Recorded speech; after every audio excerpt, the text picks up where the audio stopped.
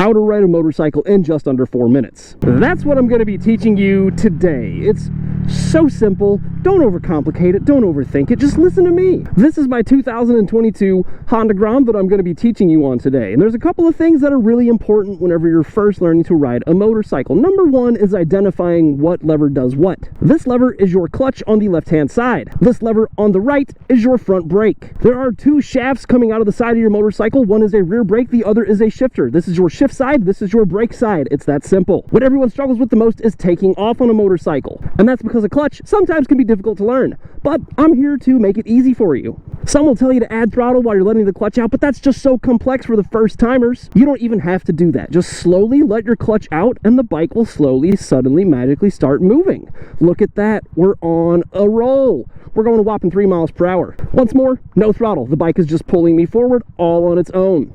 And you can practice this technique too by putting both your feet out in front of you just like this. Get on the balls of your heels. Slowly let that clutch out until you feel the bike start moving.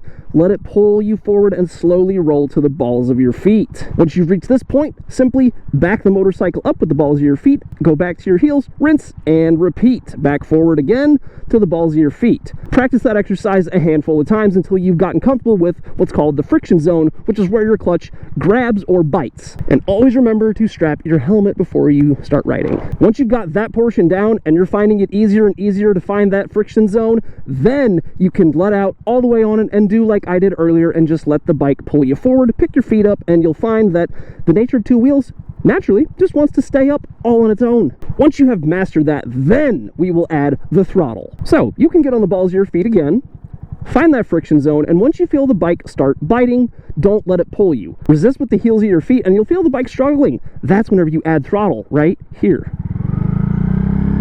And you feel it move just a little bit more. Now, if we combine that friction zone with the right amount of throttle, what you'll find is this.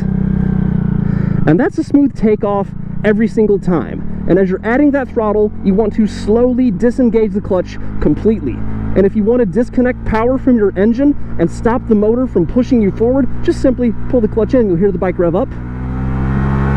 Let go of the gas. But getting started and taking off is only half the battle. We still have to stop and know what to do when we do. Whenever we're coming to a stop, usually we're going to be in gear. We're probably going to have to shift down a couple times, so let's rake ourselves up into third gear. As we slow down, we're going to very gently squeeze and apply the front brake and the rear brake at the same time while we're shifting down through the gears as we come to a stop, only to find ourselves in first gear. And remember to keep that clutch pulled in. Otherwise, the bike will stall and you'll kill it because power is engaged. And I'm going to intentionally kill it right now so you can see what that looks like. Ta-da! So now I'm going to show you what it looks like to take off successfully and stop in a controlled manner, as it should be. Make sure you watch both my hands and my feet so that you can better understand what the full practice looks like in motion.